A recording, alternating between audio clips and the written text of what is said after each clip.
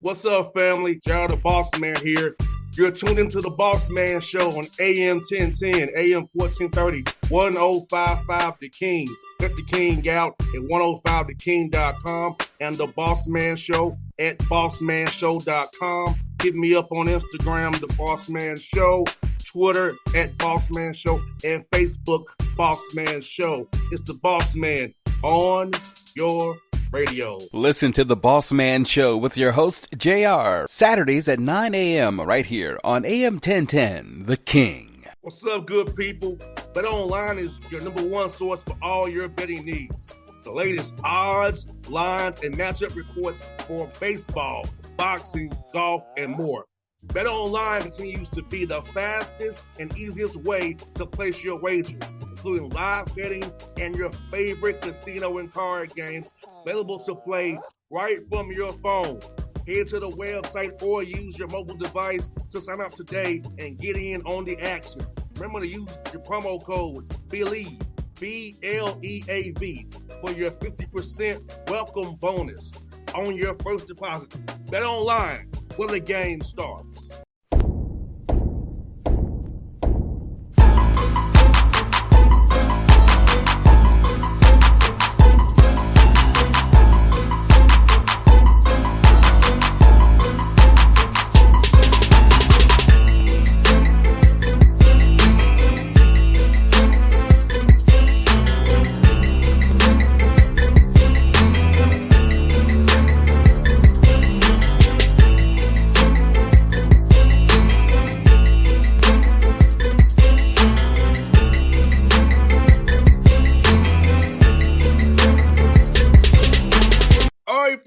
On the Bossman Show, friend of the show, Coach Steve Smiley, Northern Colorado, based out of the Big Sky Conference.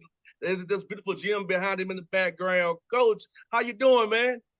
Hey, I'm doing good, boss man. Now that's my virtual gym, right? So we're just up here, just working, just plugging away, and things are good. Things are good. It's good to see you. Yes, indeed. You know what? I was thinking about it, man. It's going to your fourth year, man. It's like it's going to your fourth year, man, being the head coach out there, man. Yeah, I think we talked about 3 or 4 years ago, and it feels like it was 3 or 4 months ago. So, yeah, time flies, right? Fourth year.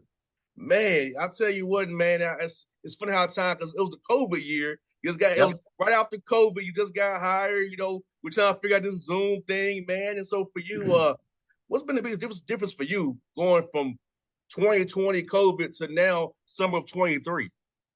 Well, I think just kind of getting back to some normalcy. You know, obviously the COVID year and then even the next year were so different, really in every aspect of our profession, whether it was recruiting, whether it was no one in the gyms, you know, just all the different stuff. And then starting last year, I think it started to feel, you know, more normal again. You know, now we're back on the road recruiting, obviously, and just things feel, like I said, probably just towards normal. First couple of years, and really that first year, getting hired during COVID, and then going through that year and just going back to the nightmare of all the testing to be able to play. And I think we were getting tested 3 or 4 times a week, and any positive test, like your whole thing shut down, like, you know, contact tracing, things like that.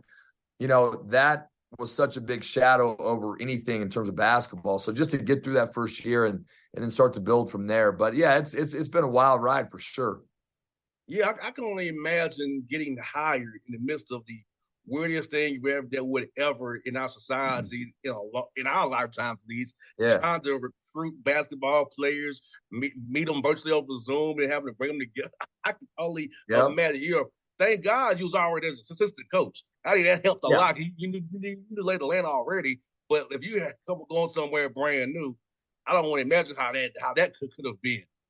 I think that would have been really hard. Yeah, I mean, at least being here for for at that time 4 years with Coach Linder and knowing what was going on internally, knowing the people on campus, huge advantage.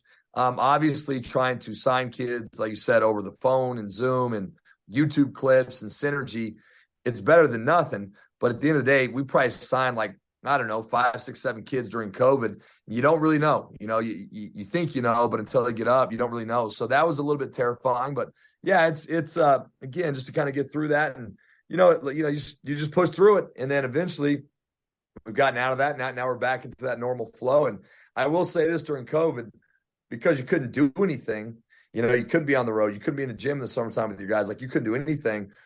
Like, for all of us, getting back to normal times, that COVID time, there was some good to it too, in the sense of, like, everyone was able to kind of at least pump the brakes a little bit on these crazy lifestyles that we live. So there was definitely kind of a weird benefit to it, but now we're back to normal. We're just pushing ahead. And Coach Smiley, how was spring workouts for you, man? Kind of trying to get your returner, who you have coming back, guys, get them in the gym, get them in the flow, kind of get them for that development plan for this summer. And now having them here with the guys who you were talking about, who you signed coming in, mesh that together in the summertime, man. Outside of you, are you for the spring? What happened then, and now with the summer, the guys coming in, who you signed? Yeah, spring, that's a good question. I mean, spring was different, and not just like guys going in the portal, but we had, two really good players that exhausted their eligibility, Matt Johnson and Dalen Kuntz. And then you add on a couple guys that go in the portal. We do have 8 guys that return, but, there was a lot of talent that left. So, like, the spring workouts, we had great workouts, but you don't have a full team. I think we had, like I said, 8 dudes there. One of the guys was hurt, so I guess 7 guys. And so they were small workouts, which I'm not really, used to when you have the team setting. It was a different vibe in the gym for sure. Got through that, kind of as the dust settles in the portal and who you're going to sign. We ended up signing 7 guys. Of those 7 guys, I think we only signed 1 guy in the fall. So that's 6 guys in the spring, which was a lot for us. And so you got 8 returners, you got 7 new guys.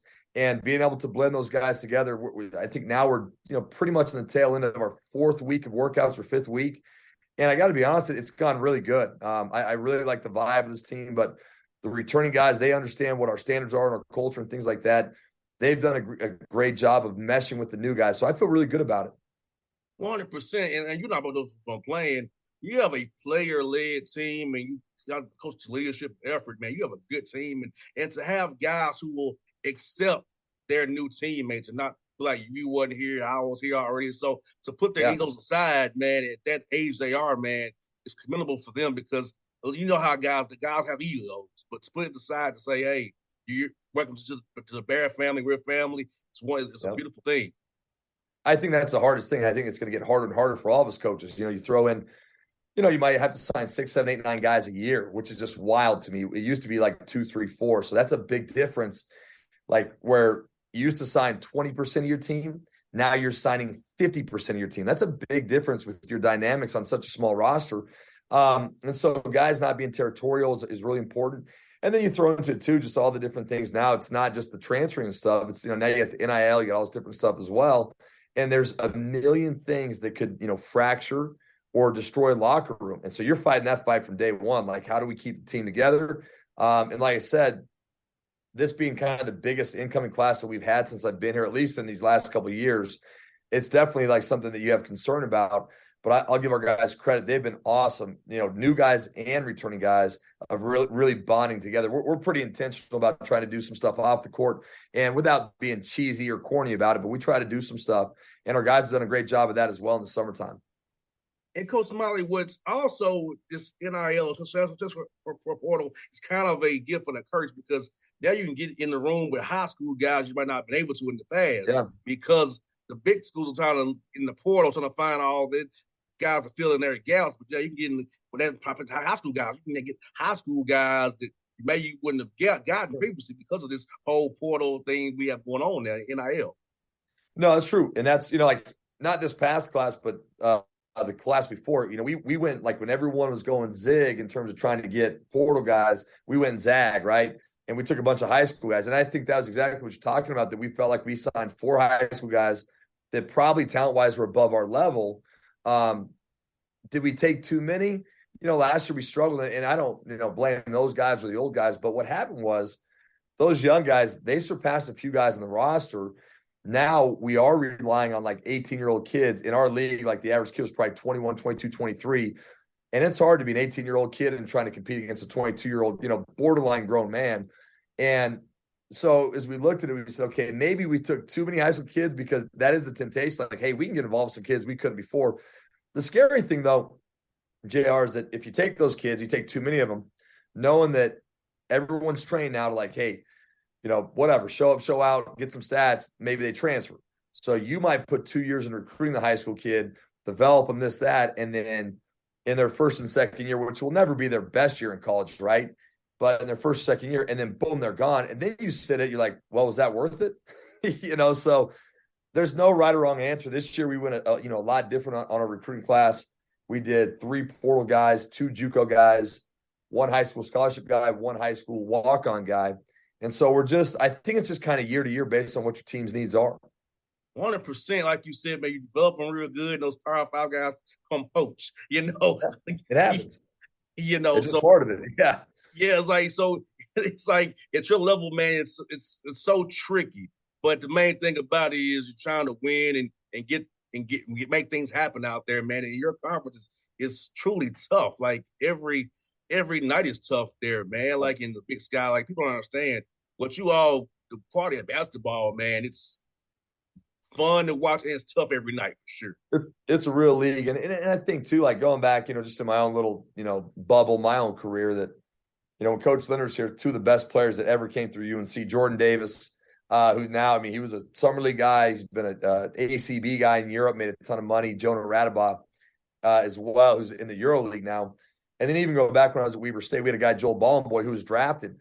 Those are the type of guys now that I'm sure they were getting, recruited or whatever back then. But if they left, they had to sit a year, and there was no NIL. Now it's not just NIL. You can go somewhere, you can play right away. Like there's no penalty, right? And I'm not opposed to either one of those, but the game has changed. So if you have a really good player that you've developed in-house, there's always the risk that they can go somewhere and play right away. And there'll always be someone that has, bigger and better NIL, whatever opportunities. And that's a problem. As a coach, you can't be blind to that. You just have to listen. This is the reality situation. How do we want to build our roster to at least try to combat that a little bit? But we're still, we've got the other thing for us too is that of the 4 high school kids, 3 of those 4 are back from last year, and we still believe like those are our developmental guys, and they're doing a great job. So as we grow them through, we're still trying to develop these high school guys, but you got to factor it in a little bit for sure. 100%. And you know what, man? Like you said, man, this is of course the nature of the beast now. But I do feel like guys like yourself who are relationship guys, the guys are likely to stay because they know that you have their back. You care about them besides just being their coach or getting you wins on your record. You care about them as young men and want to develop them as young men. So I feel like guys like yourself who are relationship guys have a better chance of returning guys, so they won't jump ship unless it's just too crazy the money you get passed up. Yeah. But guys like yourself, man, who really care about guys, who about building something with them, I think you have a better chance of keeping young men for sure. That's obviously the hope, right? That you put enough time in, you care about them more than just on the court, and they're just a number or whatever it is. Like you care about them graduating, you care about what's going on with their family. I think that those are really important things, and so you try to keep that going and hope that relationship built can surpass the opportunity to transfer. The other thing is this too, that transferring doesn't necessarily mean success, and so it's like, hey, look, like maybe player A, B, C transferred, and look what happened to their career. Sometimes it works, but sometimes it doesn't work. Even though they went to some other spot, maybe a perceived bigger school, maybe it was a disaster, as opposed to a guy like a Jordan Davis who's here for 4 years, and now he's doing everything that you want to do. He's a pro, he's making money, all that different stuff. So you try to combat it with examples in your program as well, and at your level. Talking about Dame Lillard at Weber State, talking about John Morant, at Murray State. You talk about all those guys too. CJ McCollum, Lehigh. You try to use examples of guys that were mid-major guys that stayed through the course of it. Forget the portal, NIL, and now they're all stars. There's a way to try to at least explain that to your guys, and sometimes it's just not enough, but you try. And Coach Smiley, how much do you show your team about Denver Nuggets, man? Because I feel like that team this year is an epitome of what championship DNA is. Because I'll go example. Michael Porter Jr. was not upset that Mike Malone benched him for Bruce Brown, who's playing so good. This guy's on a max contract. Not upset that Michael Malone decided to go with Bruce Brown over him, and how Michael Malone has a relationship with all of his players. He can coach them hard and still love them at the same time. So you just that with your team, show them an example of what we can be looking at those guys in Denver, what they just did. Oh yeah.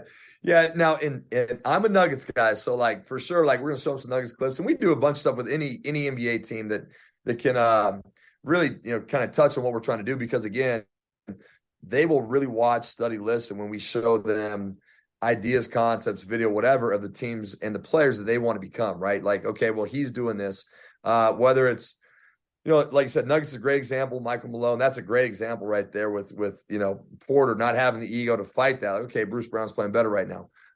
We do that all the time. We showed him just about 5-minute podcast yesterday.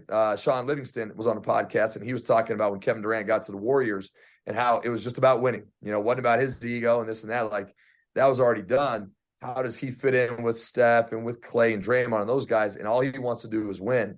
And so you try to sprinkle that stuff in with the guys they really look up to for sure. 100%. And I love how Michael Malone plays that chess, his adjustments he makes. And, I noticed in game 3, instead of having Brown and Gordon at 3-point, he had him cutting to the basket behind the defense and getting those easy layups. So I love watching what he does. I love when he plays the Hawks, man. We go talk to him. Coach Smiley is shocking, but we beat them this year. I believe it. Without Trae Young on the court. So, but in the Miami Heat too, we beat them in the play-in game somehow. So the two teams, we beat them with our struggles. I know our struggles that we have, but we beat them. But the NBA is, like I said, it's really a make or miss league, and if you're on that night, you can get beat. Everyone's got guys. Everyone's got guys, right? Yeah, there's no doubt. But now that Nuggets team was special this year. It'll be interesting to see how it goes moving forward. But I'm really excited. I'm from Denver, so like it was a long time before we got that thing done. Now, did you go to end the games during the playoffs? I did. I only went to one, but I went to game 2 of the Suns, and it was kind of an ugly game. It was a low scoring game, but it was a great game, and it just the energy and the atmosphere in there was crazy. It was awesome. No doubt, man. No doubt, man. But I remember going to Ball Arena when nobody was there. Seeing it feel up the way it was. Those fans in Denver, man, it was cool to see that, man, because they deserved it. Michael Malone deserves it. My guy Popeye Jones deserved it, who I know very well, man. So, yeah, man, it was really cool to see them get that win, man, because, the Miami Heat are our division rivals. I don't care. I'm glad they lost. For sure. Yep. Yes, indeed. It was fun, man. It was fun to see that, man. So let me ask you, man, like for your young guys and your returners, man. So this summer, man, are you having to put some stuff in, or are you really just trying to working their games right now? So it's a good question. It's pretty much a balance. So I think in the past, if you had 12 of your 15 guys back or whatever, maybe it's a little bit more about just skill work development. When half your team's new, now we're incorporating a little bit more of our team stuff as well. So for us, a typical week, we only have 4 hours of carry with these guys. So when we're with them, we might do like a mini practice, incorporating some stuff, and then maybe a skill day, another mini practice. And then one thing we do a lot in the summer is we scrimmage, where I really don't stop it that much. We'll stop it, bring them together, whatever, drop a play. But we want to learn too and we do that at the end of the week. So after a couple of days of practice, skill work, whatever, we will go through play, and then we use that film, right? Like, okay, player A, B, C, who's learning the stuff, who's carrying over the stuff that we emphasized early in the week to an actual game setting. And I think for us, the summertime can get long, man. The fall, like we're around these guys so much. So in my opinion, and who knows if I'm right or wrong, but if you just practice, I think it can wear itself out. But when the guys know that they can get in there and they can, they're going to scrimmage, they love it. You know what I mean? They love it. And we can learn so much, from just having them play. It's not like we're running a bunch of stuff, but trying to just, incorporate a couple concepts on O&D throughout the week and just, okay, are we getting just a little bit better? And studying that film has been great for us. So I've really enjoyed the way that we do it. 100%. And you know what, man? I think that's fun because I know when I played, I love scrimmage time. I get sick of doing the same drills. It's right. You're right. It gets boring. You keep it interesting and new. We'll be more engaged. I think you have the right formula. I know as a former player, man, I would like that more than just running drills for an hour. Yep. Well, I look back like last year, I think we ended up having like 112 official practices. If you can't get your stuff in and get your stuff in over 100 practices during the year, you're probably not doing it right. So I know that we got so much time in the fall, and then when practice hits, that got to find a way to make this fun. Now you got to work, we got to compete, we got to mesh our team together. We still got to learn stuff. You can learn stuff right away. So we're trying to find that fine balance. But I know that for them, they know that they're going to get some scrimmaging in, and and they can download the film and watch themselves too, and they love watching themselves, right? So like it's. I think it helps our learning curve. And again, we started doing that, I don't know, maybe last year or two. And I think it's worked well to make the summer a lot more fun. And I think we get a little bit ahead of the curve on it. No doubt. And I feel like this time of year, you only got one class or so you can really be a basketball player. You don't have to worry about study halls and test minutes. So this time of year, I loved it because I had to worry about school too much during this time of year. Right. Yeah, no, this is a great time for them. I mean, now for us, when they get in like the next day in early June, it's camp. And so 9 of our first 10 days together, we all work camp, and then we still get our workouts in, but it's busy. We're already through camp season. So now, and there's obviously some recruiting that us as coaches, we got to go out and see stuff in June and July. But with camp season done now, the focus is so much more on the guys. And so I think that's been a good thing for sure. Well, will you be at Lake Point? Yes. I'll be at Lake Point. The 8th and the 9th, I think. I'll see you. I'll be out there. I'll be there. Yeah, I'll be there watching some kids. And I know I can't talk about recruits, but I'll be out there watching my son, too. My son will be out there. So get a chance to not only recruit, but watch my young man run around a little bit. So it's a trip that I'm definitely excited about. Yeah, I'll look forward to seeing you. I'll be there all days of the Army event. Then I go to NBA Summer League in Vegas after that on Monday the 10th. So perfect. That's perfect. Good. So yes, man, I look forward to seeing you, man. Well, Coach Smiley, it's good to chat with you on the show, man. It's good to see you, man. I enjoy our vibe. We've have great conversations on the show, man. It's always fun, my guy. Always good to see you too, boss, man. Let me know if you need anything else, but we'll probably see you soon. All right, buddy. I'll see you soon, man. You be safe, man. Okay. All right, we'll see you. All right. What's up, good people? BetOnline is your number one source for all your betting needs. The latest odds, lines, and matchup reports for baseball, boxing, golf, and more. BetOnline continues to be the fastest and easiest way to place your wagers, including live betting and your favorite casino and card games available to play right from your phone. Head to the website or use your mobile device to sign up today and get in on the action. Remember to use your promo code BELIEVE, BLEAV, for your 50% welcome bonus on your first deposit. BetOnline, where the game starts. What's up, family? Jared the Bossman here. You're tuned into the Bossman Show on AM 1010, AM 1430, 1055 The King. Check The King out at 105theking.com and the Bossman Show at bossmanshow.com. Hit me up on Instagram, The Bossman Show, Twitter at Bossman Show, and Facebook, Bossman Show. It's the Bossman on your radio. Listen to the Bossman Show with your host, JR, Saturdays at 9 a.m. right here on AM 1010, The King.